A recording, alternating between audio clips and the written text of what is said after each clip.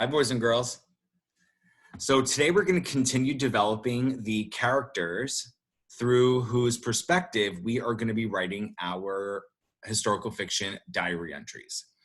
And whereas yesterday we focused on the external, we focused on their physical traits, hair color, body type, clothing, things of that nature. Today we're really going to be focusing on the internal traits and factors that go into developing this character, okay? So it's really important. I want everybody to have a pencil and a piece of paper before we get started, because just like yesterday when I had you create your character's family tree, I'm gonna have you create something else today. And it's important that you have something to draw with.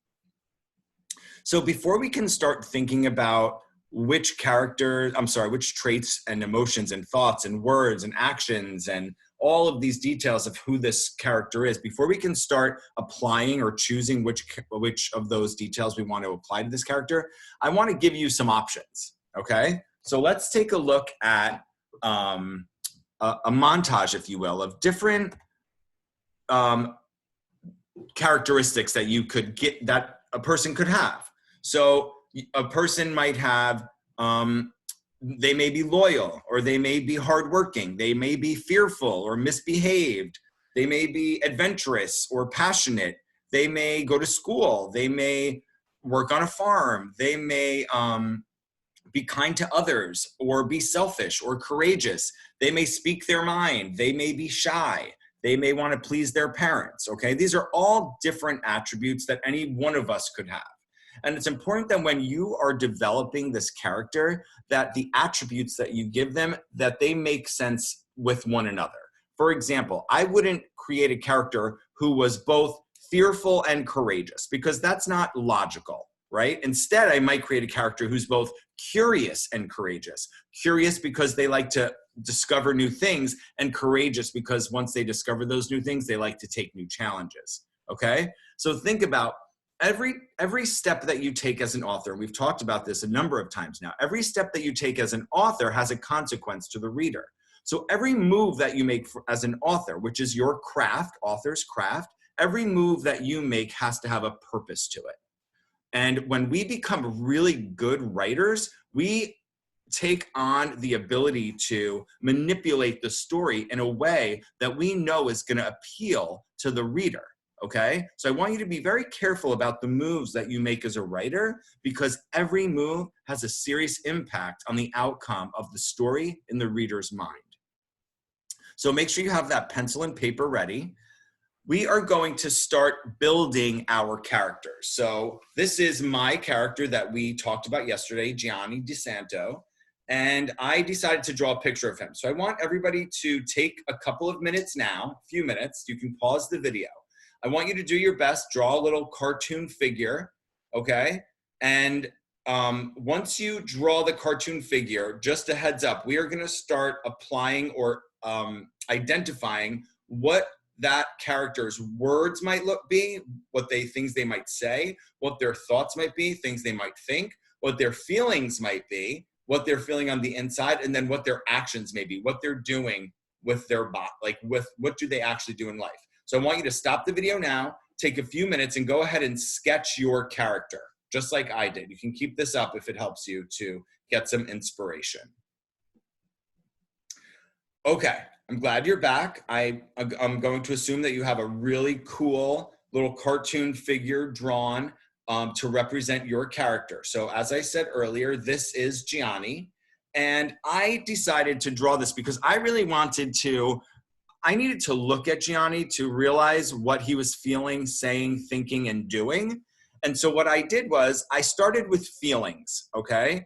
And I started with feelings because I believe that our feelings are what actually drive everything else about us. I think that our feelings drive what we say. I believe that our feelings drive what we think. And I absolutely think that our feelings drive what we do. So I decided to start with feelings. So just to give you a little backup, this is how I'm envisioning Gianni. In my mind, Gianni is the type of person, the type of boy, he's about 10 years old, so he's about your age. He's the type of boy that cares very deeply for his family. He's sensitive. He cares what people think. He is emotional. He loves his family dearly. And on the flip side of that, he also doesn't like things very deeply.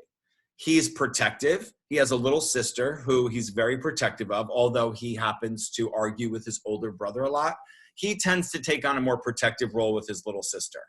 He's courageous. He definitely steps up to the plate and takes on new adventures or new responsibilities when he has to. He's curious. He always wants to know new information. He always wants to know what's going on around him. He's hardworking. We've already talked about the fact that he works on the farm. Okay, he doesn't go to school. He works really, really hard, and he's really, really enthusiastic. He's not one to just kind of lay low and not have any motivation to do anything new. He's really enthusiastic. So when a new adventure pops up in his life, he's going to go at it head on. Okay? Now, a lot of you might already be noticing or thinking that I am building this character with the idea in mind that he's going to be setting off on a journey that he or his family members have no idea what the outcome will be, okay? And I think we all know that we understand that our characters are all going to be setting out on a journey of immigration that none of them have ever done before. So they don't really know how it's going to go. And they're all in for a lot of surprises along the way. So I'm keeping all of that in mind while I'm molding my character, because if I keep in mind what's to come, then I know how to set a path for my character that's going to be really interesting for my reader. Okay? And again, these are moves that authors make where we prepare the character in such a way that we're going to be able to unfold the character in ways that are going to meet the story, that are going to develop a theme, and are going to get our character from the beginning to the end in a way that makes sense and in a way that's meaningful, okay? So the next thing are the words. I'm thinking, based on my character, Gianni's feelings, all of those things that he feels on the inside, what are some things that he would be saying? What type of talker would he be? So I said, well, because he's so curious, and I know that Gianni really likes to know new stuff, and he really likes to always know what's going on around him, I bet Gianni asks a lot of questions, almost to the point of like too many questions. And I think that he talks a lot. I think that he talks a lot to his dad. I think he talks a lot to his mom. I just think that he talks a lot and he really asks a lot of questions, but in a very innocent and kind way. Gianni is really kind to others. He is very, very protective, specifically of his little sister, and he bickers and argues a lot with his older brother, okay? This leads me to think, all right, well, what does Gianni think? What are the thoughts that go through Gianni's mind on a regular basis? Gianni wishes that he could go to school, okay? We've talked about the fact that Gianni, even though he's 10, he's forced to work on the farm with his dad. We'll talk about that more in a minute. And he wishes that he was able to go to school because he wants to be a better reader. And I think that's really something that we can all empathize with, being in his age range, okay? You all, not me specifically, okay? Wanting to be a better reader. He really wants to be the best version of himself. He also thinks that his family needs more money, which may also drive some other actions that we're going to talk about in a minute. Let's talk about that now, actually. His actions. So we know that he works on the family farm with his dad. So he's unable to go to school because his dad needs him home to help the farm run, okay? And a lot of families in this time period did this as a way to save money on labor. They would keep the kids home to do work so that they wouldn't have to pay other adults to do the same work. Unfortunately, the downfall of that was that kids weren't going to school and getting a proper education. Gianni works extra hard so that his dad can rest. Remember, back when I talked about what Johnny's feelings were, I talked about him being sensitive, didn't I? So he's sensitive to a lot of things. And one of those things is that he knows his dad works really hard and needs a lot of rest. So in Tale, he actually works extra hard so that his dad can get some rest. He helps his mom a lot with his sister. He's really caring about his family, and he knows that his mom needs some help too. And remember I said that he argues with his brother? Well, some of those arguments happen to be about the fact that his brother, who's a teenager, doesn't really give their dad or their mom the help that they need. So that really falls to Gianni, okay? Do you guys notice that I am interlocking all of these different attributes and details that I'm giving Gianni The feelings, the words, the thoughts, the actions are all living together and meshing with one another, and they all make sense with the other. None of it is disjointed. Each thing goes with the other, okay?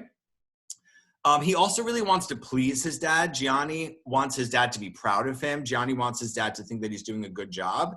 And Gianni also loves to read when he's not working. Okay, remember I said earlier that he wishes he could go to school to be a better reader? Well, that's because on his downtime, when he's not asking lots of questions and working from sunup to sundown on the family farm, he actually takes some time to read. He does know how to read, but he knows that he could be a better reader, and he knows that by not going to school, he's not getting the reading experience that he probably needs to be the reader he wants to be, okay? So again, I just want to point out that when you're building this character, the feelings, the words, the thoughts, and the actions all need to logically make sense and mesh together, okay? They all need to be interchanging. They all need to go together to create one really complex character that your reader is going to want to get to know a lot about. The other thing is, as you're developing this character, I want you to be thinking about all the different ways you can roll the character out through the story. Every single attribute that you give them can make for a new, awesome part of the story. If he's funny in the story, you can have him crack jokes. If he's sensitive in the story, you can have every little thing that's happening to him affect him in a really deep way. If he's fearful, you can have him really be scared of the trip when they're on the boat, okay? So think ahead to all the different parts of the journey between home and New York that these people are going to go through, and then you can kind of start piecing these attributes together to fit the story that you're going to tell, okay? All right, so I'm going to model for you now what I want you to do in your historical fiction writer's notebook. When you go to your slides for today, you're going to do similar to what you did yesterday, but instead of writing out the external development, today you're going to write out the internal development. So on the first page, you're going to, again, state the first and last name, which in my case is Gianni DeSanto. And now you're going to talk about what type of person your character is on the inside. So I wrote, Gianni is a brave and enthusiastic boy who really cares about his family and wants to do what he can to help them. He speaks his mind and asks lots of questions. He loves adventures and tries new things.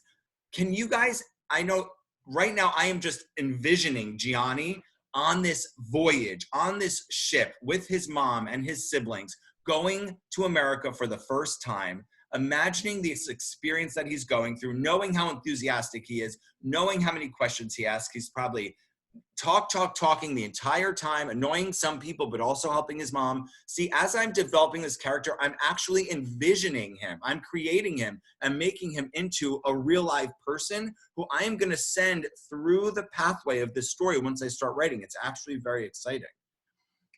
What's he thinking or saying, and how is he reacting to the situation around him? Gianni is sad to leave his home, but because he's this enthusiastic, courageous boy, he's also actually very excited about this adventure. And because his father can't come with them right away, he knows his mom is going to depend on him very heavily to help her. So this is a part of my story that I'm going to be writing, and you can obviously manipulate your story in any ways that you want. And this was actually very common back during the immigration period, where full families were often unable to make the first initial trip together. Sometimes the children would have to go with the mom and ahead of the dad because the dad had to tie up loose ends back at home. Sometimes the dad had to go ahead of the entire family to get settled, and then the mom and the children could go to New York so that they had a place to live. So every family really went about the immigration process differently. And in Gianni's case, the dad is going to stay behind, possibly to make sure the grandparents are taken care of because they're too old to make the trip, and him, his mom, his brother, and his sister are going to go ahead. So I started writing out after that the internal traits and factors of the supporting characters. So his father, Giovanni, he's hardworking. He wants his family to have everything, but money's tight. We talked about yesterday that this family lives in the southern region of Italy, where from your research of Italy, if you researched Italy, you would know that because of a civil war, an imbalanced tax structure has fractured the country. And the southern region of the country has become very, very poor, while the northern region actually became very wealthy. So money is very tight, and he unfortunately just can't give his family what they need. And he knows that their life will be better if they make the voyage, the trip, if they immigrate to America. His mother, Philomena, she's very happy with her life, even though they don't have a lot of money. She has all that she needs: a husband, children, her parents are alive, her in-laws, they have a beautiful farm, and she wouldn't have it any other way. She also knows that their life would be better in America, but she doesn't want to leave the grandparents. She's really worried about the older folks that they have to leave behind. And his older brother does not want to leave. I talked earlier about how they argue a lot, and they argue a lot about because Santino's a teenager and he doesn't really give the parents or the family the help that they need. And he does not want to leave his home and his friends for America. And his little sister, Carmelina, she's actually a little young. So she's too young to realize what exactly is happening, but she's very sweet. And she's also very dependent on Gianni. Okay. So you can see now that I've really developed all of these characters. I kind of, in this process, got to know them a little bit. And that's the same thing that you should be doing. These characters now are in your hands. They're like clay that you're molding. You are molding them into the people they're going to be. And by molding them into the people that they're going to be, you're also setting the stage for this story that you're going to embed them in. So today your assignment is, I want you to go into your historical fiction writer's notebook, and I want you to visit slides 8 and 9 and work on developing the internal traits and factors of your main character and the supporting characters. And I want you to use the character diagram that you made today throughout the lesson to help you develop those internal traits and factors. Okay? Good luck.